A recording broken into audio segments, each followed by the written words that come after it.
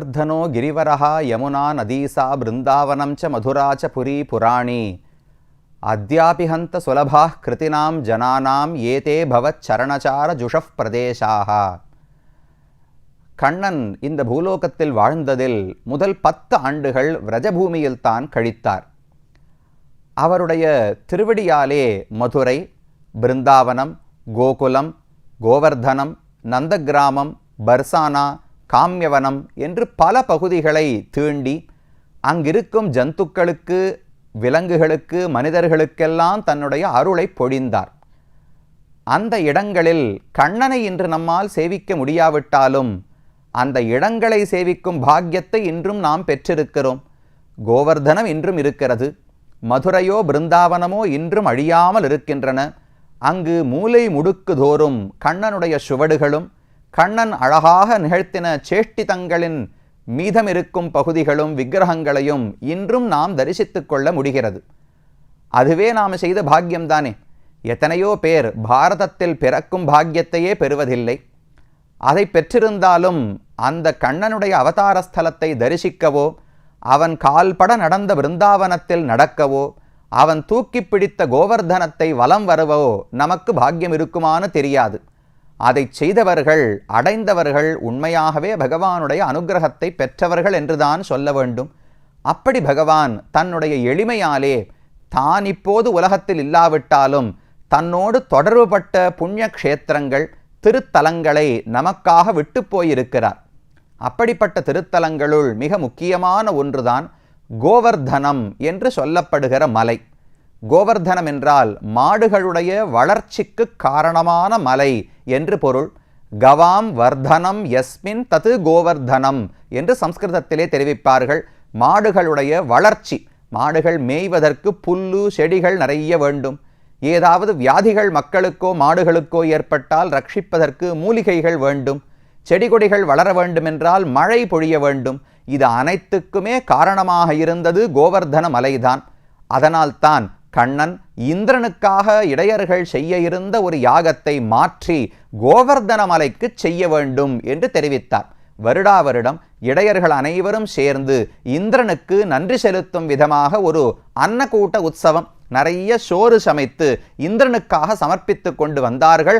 அவர்தான் மழை பொழிய வைக்கிறார். மழையால் தான் உலகம் வாழுகிறது, மாடுகள் வளர்கின்றன, நாமும் செழிப்போடு இருக்கிறோம். அதனால இந்திரனுக்கு நன்றி சொல்ல வேண்டும். இது வேதாந்தத்தினுடைய முக்கியமான கருத்து.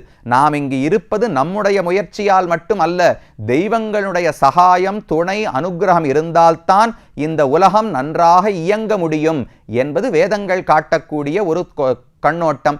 அதை பின்பற்றித்தான் இடையர்களும் வாழ்ந்து வந்தார்கள்.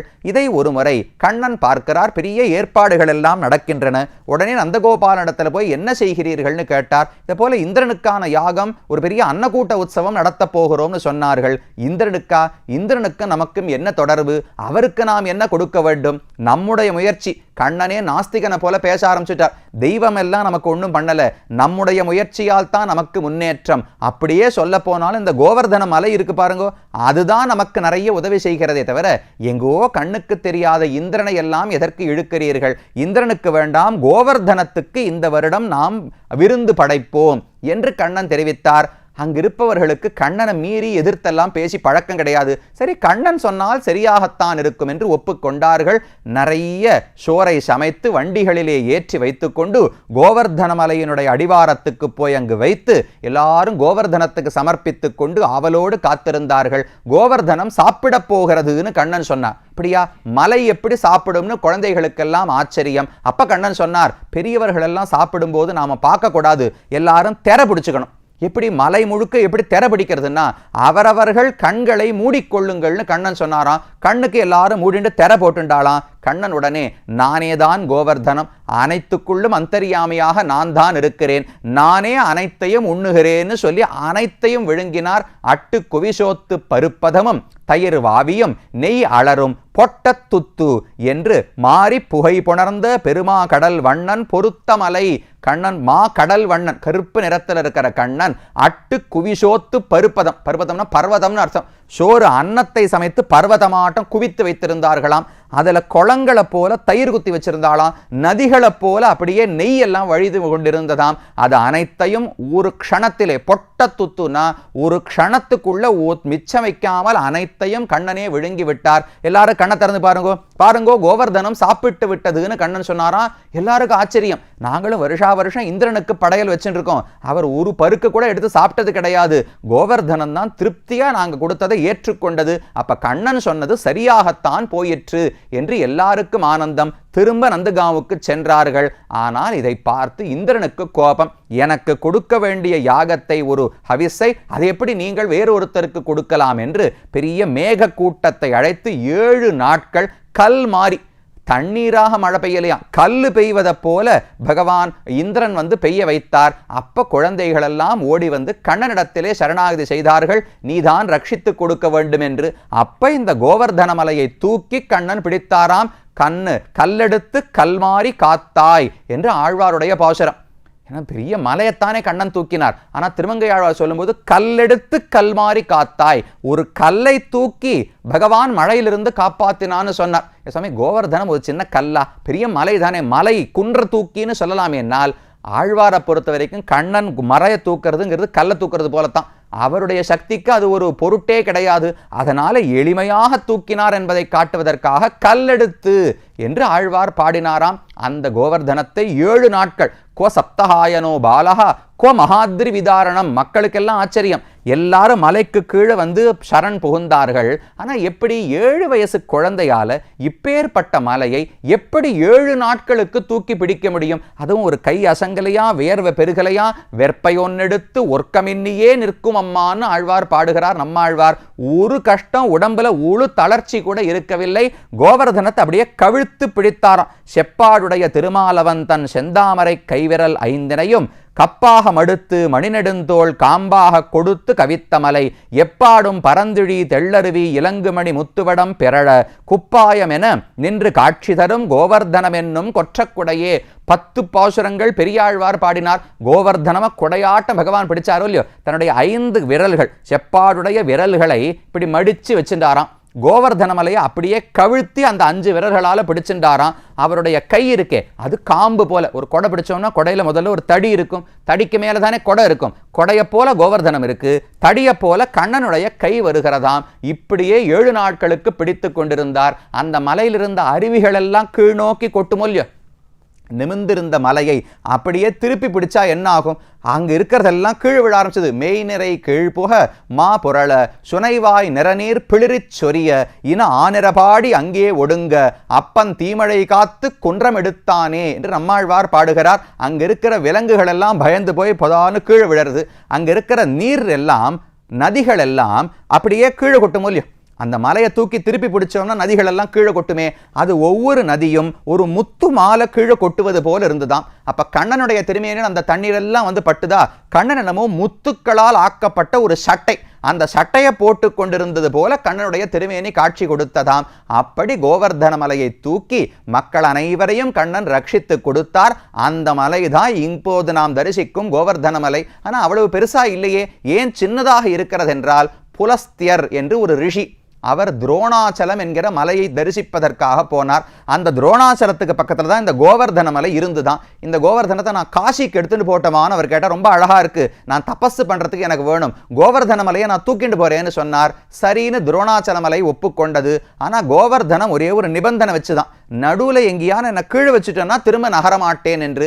சரின்னு சொன்னார். தன்னுடைய தபஸ் வலிமையால கோவர்தன மலையே தூக்கி கொண்டு காசியை நோக்கி சென்று கொண்டிருந்தார். போற வழியில இந்த இடம் விரஜபூமியை தாண்டி போகும்போது மலையினுடைய பாரம் தாங்க முடியாம கீழே வச்சுட்டாராம். அப்புறம் திரும்ப தூக்க பார்த்தா கோவர்தனத்தை தூக்க முடியவில்லை. அப்ப சாபம் கொடுத்தார். நான் சொன்னதைக்கு எதிராக நீ நடந்தபடியால் ஒவ்வொரு நாளும் ஒரு எள்ளளவுக்கு உன்னுடைய உயரம் குறைந்து கொண்டே வரும், நீ தேய்ந்து கொண்டே போவாய் என்று சாபம் கொடுத்தார் புலஸ்தியர். அதனால் அந்த மலை தேய்ந்து தேய்ந்து இன்னைக்கு பார்த்தா ஒரு 80-100 அடி அவ்வளவுதான் அந்த மலையினுடைய உயரம் இருக்கும். அன்னைக்கு எவ்வளவு உயரத்துக்கு இருந்ததோ நமக்கு தெரியாது. இன்றைக்கு சிறிதாகத்தான் இந்த மலை காணப்படுகிறது. ஆனால் ரொம்ப புகழ் வாய்ந்தது. கண்ணனுடைய கையை விட்டு பிரியாமல் இருந்த மலை, கண்ணனே பிடித்து தூக்கி உலகத்தை ரட்சித்து கொடுத்த மலை. அந்த கோவர்தனத்தை சுத்தி பரிக்கிரமா பிரதட்சணம் வரலாம். 21 கிலோமீட்டர் அப்படின்னு உடனே யாரும் வாயெல்லாம் பிளக்கக்கூடாது. ஆயிரக்கணக்கான மக்கள் தினமும் செய்து கொண்டிருக்கிறார்கள். தினமும் நடந்து பரிக்கிரமா, இல்லை வண்டியில் பண்ணுறது பரிக்கிரமான்னு சொல்ல முடியாது. போனா போகிறது எப்படியோ ஒரு பிரதட்சணத்தை பண்ணலாமோ இல்லையோ, அந்த பரிக்கிரமா மார்க்கம் 21 கிலோமீட்டர் சுற்றி வந்தோம்னால் அதில் பல இடங்கள் காண்பதற்கு இருக்கின்றன. முதல்ல பார்த்தா குசும் சரோவர். குசுமம்னா அழகான மலர்கள். அந்த மலர்கள் நிறைந்த ஒரு சரோவரம், ஒரு பெரிய குளம் இருக்கிறது. நல்ல வேலைப்பாடு, இந்த ராஜஸ்தானத்தினுடைய வேலைப்பாடு இருக்குமே, அதை போல் அந்த பிங்க் கலர்ல அழகான அந்த சிவப்பு நிற கற்களை வைத்து பெரிய மாளிகை போல் அமைத்திருக்கிறார்கள். அந்த மாளிகை சுத்தி இருக்கும், நடுவில் அந்த குளம் இருக்கும், பார்ப்பதற்கே பிரம்மாண்டமா இருக்கும். இந்த இடத்துக்கு வந்துதான் கண்ணன் நிறைய புஷ்பங்களை எல்லாம் பறித்து கோபிகைகளுக்கு தலையில சூட்டி விடுவாராம். ஆசாமகோ சரணரேணு ஜுஷாமஹம்ஸ்யாம். கோபிகைகளுக்கு இருக்கிற பக்தியை பார்த்து உத்தவரே கொண்டாடினார். பிறந்தா இவர்களை போல ஒரு பெண்ணாக பக்தியோடு பிறந்திருக்கணும், இல்லையா இவர்கள் கால் படுற மண்ணு துளியாகவாது நான் பிறந்திருக்கணும். இப்படி மனுஷனா பிறந்து நான் என்ன சுகம் கண்டேன், இதுல எந்த நன்மையும் இல்லை. கோபிகைகள் காலடி மண்ணாக பிறந்திருக்க வேண்டும் ஆசைப்பட்டார். அந்த கோபிகைகளுக்கு இங்க இருக்கிற மரங்களினுடைய கிளையெல்லாம் கீழே இறக்கி அதிலிருந்து புஷ்பங்களை பறித்து கொடுப்பாராம். அது குசும் சரோவர் என்று சொல்லப்படுகிறது. அடுத்து கொஞ்சம் தூரம் போறோம்னா நாரத வனம் என்று ஒரு காடு இருக்கிறது. நாரதர் கண்ணனை தரிசிக்கணும்னு இந்த இடத்துக்கு வந்தார். ஆனா கண்ணன் நிபந்தனை போட்டாராம், பெண்களுக்கு மட்டும்தான் உள்ள அனுமதி. இந்த இடத்துல நானும் கோபிகள் இருக்கும்போது பெண்கள் தான் வரலாம்னு சொன்னாராம். நாரதரே பெண் வேடம் இட்டுக்கொண்டு வந்த இடம்தான் இந்த நாரதவனம் என்று சொல்லப்படுகிறது. அங்கிருந்து முன்னாடி போனோம்னால் அனியோரா என்று ஒரு இடம். அந்த அனியோராவில் தான் அன்னக்கூட்ட உற்சவத்துக்கான தயாரிப்பு. அத்தனை உணவையும் சமைத்து அதை மாட்டு வண்டிகளில் ஏற்றி கொண்டு போய் ஜிஹ்வாஷிலான்னு இருக்கு. அதான் கோவர்தனத்தினுடைய ஜிஹ்வா, நாக்குன்னு அர்த்தம். கோவர்தனத்தினுடைய நாக்கு என்று ஒரு இடம் இப்போதும் இருக்கிறது. அங்க இப்பவும் தினமும் கோவர்தன மலைக்கு அபிஷேகம் செய்யப்படுகிறது. இந்த அனியோராவில் சமைத்த உணவு அனைத்தையும் எடுத்துக்கொண்டு போய் அங்கு வைத்துதான் பகவான் கண்ணனே அனைத்தையும் உண்டாராம். அந்த இடங்களை அனியோரா முதலானவற்றை தரிசித்துக் கொள்ளலாம். அடுத்தது ஜதிபுரான்னு ஒரு இடம். அந்த இடத்தில்தான் இன்னைக்கு நாம பஞ்சத்வாரகைகளில் ராஜஸ்தானத்துல ஸ்ரீநாதத்வாரகான்னு சேவிக்கிறோமே, அங்கு இருக்கக்கூடிய பெருமாள் கோவர்தன கிரிதாரியாகத்தான் சேவை சாதிக்கிறார். அந்த பெருமான் முதல்ல இங்கேதான் இருந்தாராம். கோவர்தன மலைக்கு அருகில இருந்தார். இங்கேயே அவருக்கு அபிஷேகம் செய்யப்பட்டது. அது ஜதிபுரா என்கிற இடம். சுத்தி வந்தோம்னா இன்னும் பல இடங்கள். முக்கியமா கோவிந்த குண்டம்னு ஒரு குண்டம் இருக்கு. அந்த ஒரு குளத்தின் கரையில் தான் கண்ணனுக்கு பட்டாபிஷேகம் செய்து வைக்கப்பட்டது. என்ன சுவாமி, ராமனுக்குத்தானே பட்டாபிஷேகம், கண்ணனுக்கு என்ன பட்டாபிஷேகம்னால் இந்திரன் பட்டாபிஷேகம் செய்து வைக்கிறார். கோவிந்தன் என்கிற பெயரை கொடுத்தாராம். கோவிந்தன்னா மாடுகளை ரட்சிப்பவர், உலகத்தை ரட்சிப்பவர் என்று பொருள்.